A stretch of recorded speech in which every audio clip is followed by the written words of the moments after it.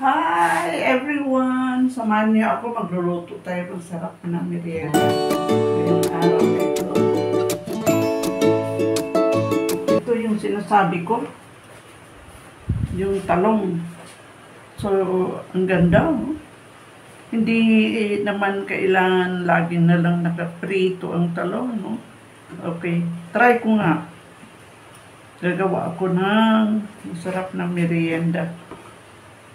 Ang gagawin ko ay, dahil mahaba, putulin ko na lang dito. Tapos, slice ko into half.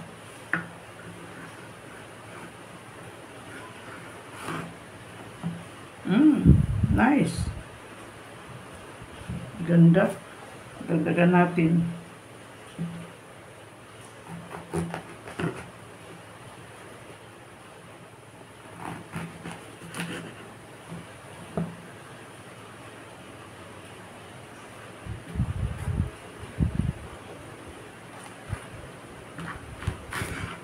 Magandang talong ngayon, ha?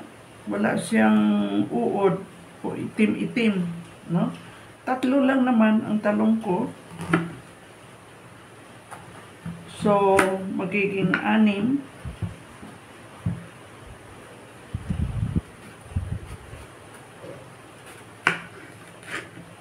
Wow! Magiging 6. And then, mag-slice lang ako ng shallow slice dito. Pwedeng pahaba.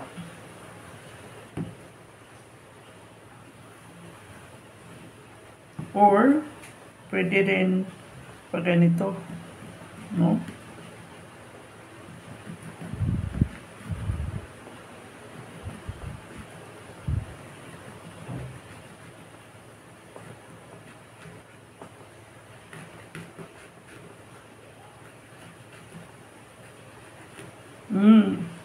Yan. Pwedeng ganyan.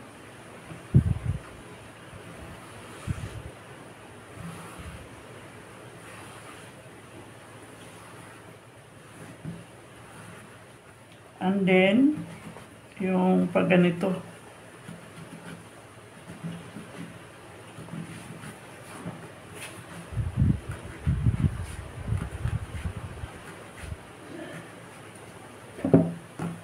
So, nakaganyan lang.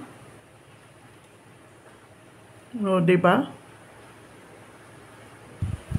And then, maglagay lang po ako ng konting tomato sauce.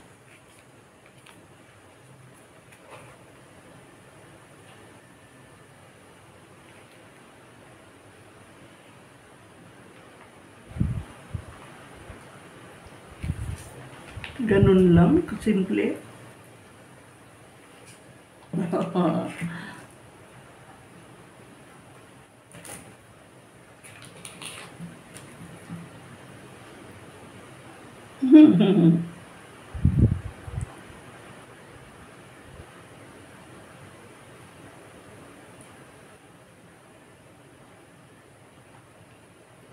So, pwede naman iba-iba yung luto natin.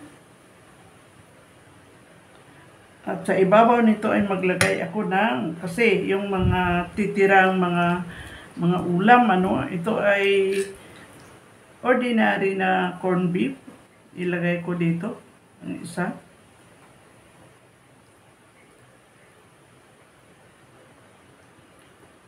Pwede siguro, kasi kasya pa naman.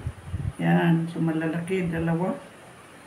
Ay puro corned beef. Kahit anong topping, pwede naman. Yan. Kasi ito ay natira naming ulam. So, imbes na itapon mo yan, o kaya kakainin na lang ulit, no? Ibang flavor naman. Ay, dito naman sa iba, maglagay ako ng ito, sardinas. Masarap din ang sardinas.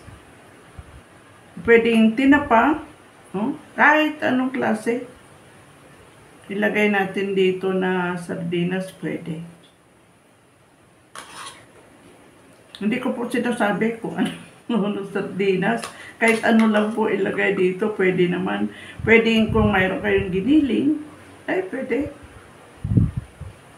Yan. Ang sarap nito. Hindi kailangan magarbo, no? Hindi pwedeng, hindi naman kailangan yung mga mamahalin. Kung ano lang po ang natira sa kusina, ay pwede po yan ilagay dito.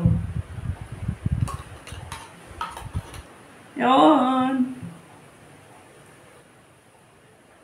Pwedeng tinapa, pwedeng sardinas, pwedeng giniling, no? Kahit ano, pwedeng chicken. And then, wow, maglagay ako dito ng tomato.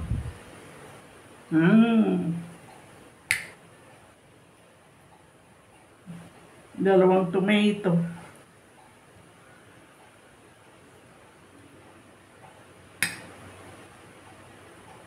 Sarap ang tomato.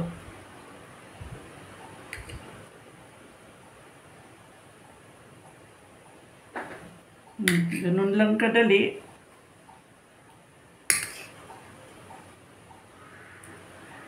Pwede kayo maglagay din ng sibuyas.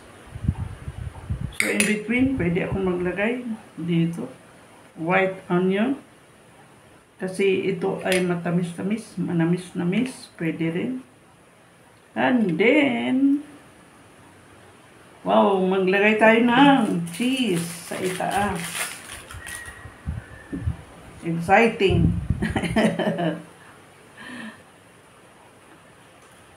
Yan. Dagdag ng sarap.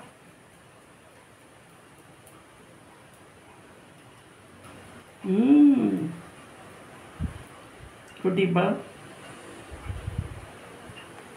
At ilagay ko lang dito. Dito.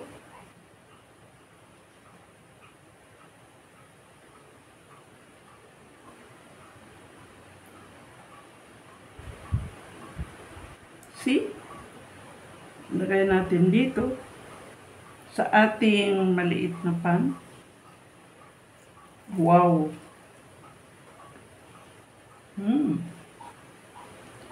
Apat lang magkasya.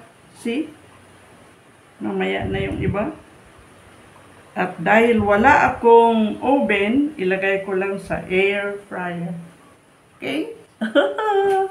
Exciting! See you pagkatapos siguro ng 5 minutes, no? Or less than 5 minutes sa ating air fryer.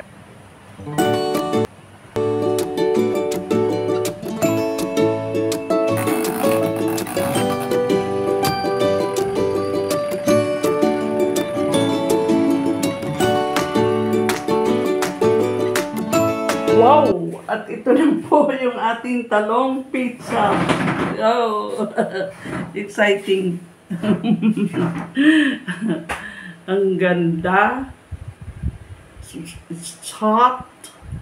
Ilipat po natin dito sa ating plato.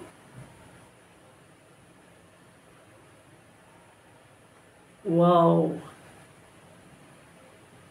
Wawawi! Ang galing. Mainit. So, dahan-dahan.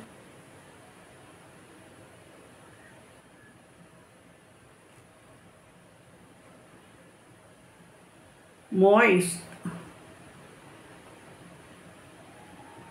At nag-melt yung ating cheese. Our talong pizza. Wow! Sarap nito. Try po natin. Tikman natin, ha? Kukuha lang ako ng aking tinidor.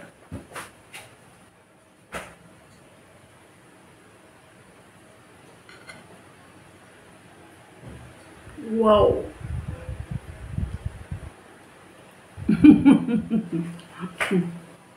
Sarap. Pwede namang kamayin.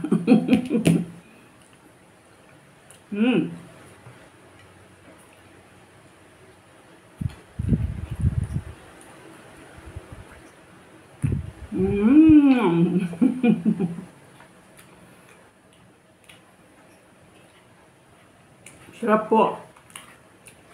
Pizza pie na talong.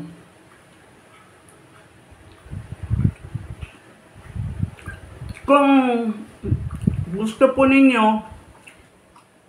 na magiging soft ang talong, pwede po yun hatiin, no, na medyo manipis lang. Ito, ramdam ko pa, no, na hindi masyadong malambot ang talong. Pero, wow, ang sarap. Yan. See this? Pero okay lang kasi ano siya yung fresh at saka tamang-tama lang yung pagka-luto.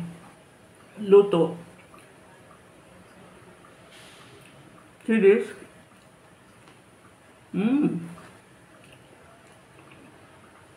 Kahit hindi na kayo kumain ng kanin nito kasi alam mo, merienda. Very healthy. Kakaiba naman ang pagluto ng talong. Gagawin natin parang pizza. Sarap. Bye! Thank you for watching my vlog. Ang kakaibang luto ng talong. Wow! Masarap, fresh, at saka it melts in your mouth. Ang aking na-discovering bagong recipe na talong. Wow! Thank you for watching. God bless us all. Bye-bye. Sarap. Kain pa nga.